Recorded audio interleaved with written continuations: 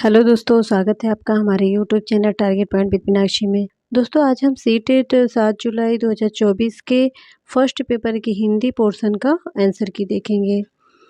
तो चलिए देखते हैं पहला प्रश्न। इसमें प्रश्न 91 से 99 तक के जो प्रश्न हैं ये गद्यांश पे आधारित है, तो हम गद्यांश नहीं पढ़ेंगे। चलिए प्रश्न का आंसर देखते हैं। और पहला प्रश्न है 91 से शुरू है। पहला प्रश्न है, राजा का अनिवार्य गुण नहीं है धर्म भीरू होना।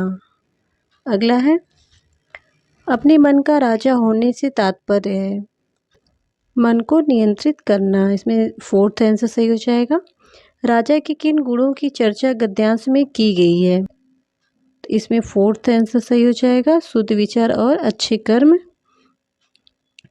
आध्यात्म शब्द में डैश प्रत्यय का प्रयोग किया जा सकता है, तो इसमें एक प्रत्यय का प्रयोग होगा। अगला प्रश्न है, राजा बनने के लिए डैश की राह पर अग्रसर होना होगा, तो इसका आंसर हो जाएगा थर्ड आध्यात्म। क्वेश्चन नंबर 96 है, आध्यात्मिक होने का अर्थ है, तो इसमें सेकेंड सही हो जाएगा, वैचारिक प्रबुद्धता। अगला प्रश्न है, गद्यांश के अनुसार मनुष्य जीवन में डैश का बहुत महत्व है, तो किसका महत्व है? अंकुश का। गद्यांश के अनुसार मनुष्य जीवन में अंकुश का बहुत महत्व है। 98 है, एक राजा को डैश और डैश से नहीं डरना चाहिए, तो किसे नहीं डरना चाहिए? आध्यात्म और अधर्म से। विशेषण विशेष्य का उदाहरण नहीं है। 99 का देखते हैं, विशेषण विशेष्य का उदाहरण नहीं है, तो इसमें पहला ही नहीं है, लक्ष्य निर्माण। नीचे दी गई कविता को पढ़कर प्रश्नों की, इसमें 100 से 105 के जो प्रश्न है ये पद्यांश पे आधारित है, इसके अनुसार ही प्रश्न का उत्तर देना है। हिमालय का संधि विच्छेद है, तो हिमालय संधि विच्छेद थर्ड सही हो जाएगा, हिमधन आलय। अगला है, कविता में किन महापुरुष का उल्लेख किया गया है? तो इसमें महात्मा गांधी का उल्लेख किया गया है। वीर का बहुवचन रूप है, वीर का बहुवचन वीरो हो जाएगा, सेकेंड ऑप्शन सही है। प्रश्न संख्या 103 है, भारत देश की क्या विशेषता है? तो इसका आंसर हमें पद्यांश के आधार पे, इस कविता के आधार पे देना होगा, तो इसका आंसर हो जाएगा फोर्थ, दक्षिण में हिंद महासागर है। अगला प्रश्न है, कविता में किन वीरों के यशगान की बात की गई है? तो इसका थर्ड ऑप्शन सही हो जाएगा, जिन्होंने देश की स्वतंत्रता के लिए जीवन दिया। प्रश्न संख्या 105 है, कविता में किन संदेश की बात की गई है? तो इसमें कौन सा संदेश दिया गया है? जियो और जीने दो, फर्स्ट ऑप्शन सही हो जाएगा। प्रश्न संख्या 106 है, आप हिंदी भाषी अध्यापक हैं और आपकी नियुक्ति पंजाब के किसी प्राथमिक विद्यालय में होती है। अब चूंकि आप वहाँ का स्थानीय भाषा नहीं जानते हैं, तो आपको क्या करना चाहिए? तो इसमें ऑप्शन थर्ड सही हो जाएगा, बच्चों की भाषा को एक संसाधन के रूप में इस्तेमाल करना चाहिए और शिक्षण आरंभ करना चाहिए। अगला प्रश्न है, प्रश्न संख्या 107 है, किसी टॉपिक पे मानस मंथन करने के बाद भी एक बालिका अपने आप से अनुच्छेद नहीं लिख पा रही है, हालांकि वह वयस्क या सहपाठी के मार्गदर्शन में लिख लेती है, इस प्रकार के मार्गदर्शन को क्या कहेंगे? तो इसमें सेकंड सही हो जाएगा, मदद या स्कार्फोल्डिंग। अगला प्रश्न है, भाषा अर्जन केवल तभी घटित होता है जब, तो इसका आंसर हो जाएगा फर्स्ट, बच्चों को भाषा का परिवेश एक्सपोजर की दिया जाए। संख्या 109 है, निम्नलिखित में से कौन सा कथन पाठ्य पुस्तक के बारे में सही है? तो इसमें आपका आंसर थर्ड सही हो जाएगा, यह पाठ्यचर्या के उल्लेखित उद्देश्य को प्राप्त करने में मदद करती है।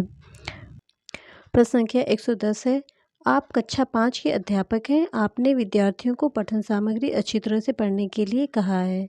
इसके बाद आप संदर्भ और प्रसंग को ध्यान में रखते हुए प्रश्नों के उत्तर देने के लिए कहते हैं। इस प्रक्रिया के द्वारा आप विद्यार्थियों के किस तरह के पठन के लिए प्रोत्साहित कर रहे हैं? इसका आंसर फर्स्ट हो जाएगा, गहन पठन। प्रश्न संख्या 111 है, किसी पाठ्य सामग्री से विशिष्ट सूचना निकालने के उद्देश्य से गहनपूर्वक या गहराई से उस पाठ्य सामग्री को पढ़ने का कौशल डैश बोध है। इसका आंसर 4 हो जाएगा।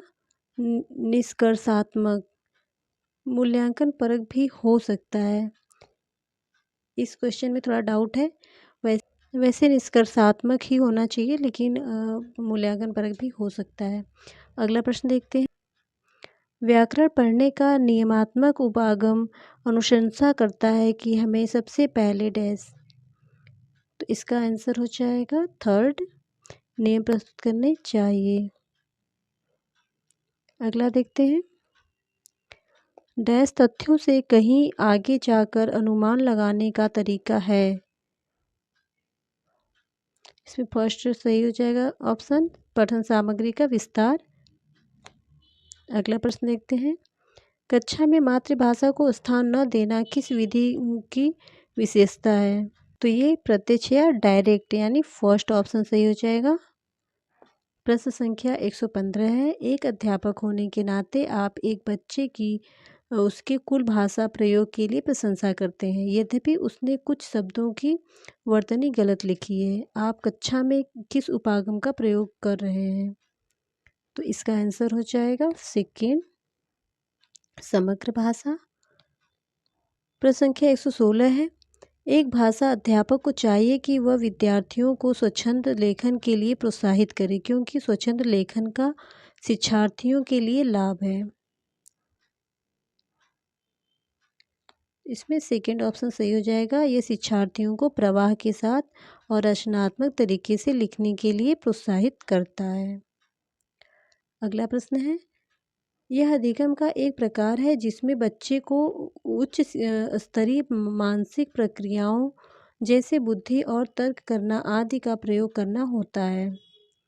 इसमें आपका 3rd ऑप्शन सही हो जाएगा, अवधारणा अधिगम। अगला प्रश्न है, निम्नलिखित में से कौन सा कक्षाई अभ्यास विद्यार्थियों में मौखिक भाषा के विकास में मदद करेगा?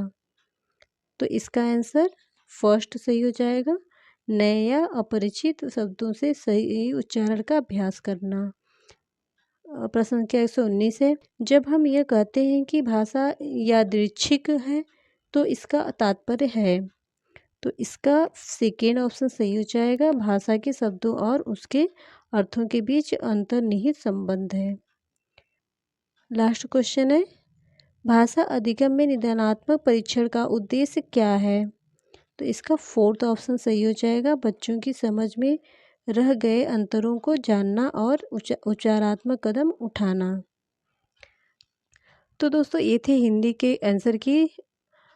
अगर आपको मेरा वीडियो पसंद आए तो इसे लाइक करें, अपने दोस्तों को शेयर करें, साथ ही मेरे चैनल को सब्सक्राइब करें और बेल आइकन को भी प्रेस कर दें ताकि मेरे वीडियो के नोटिफिकेशन आपको मिलते रहें। मिलते हैं अगले वीडियो में, तब तक के लिए धन्यवाद।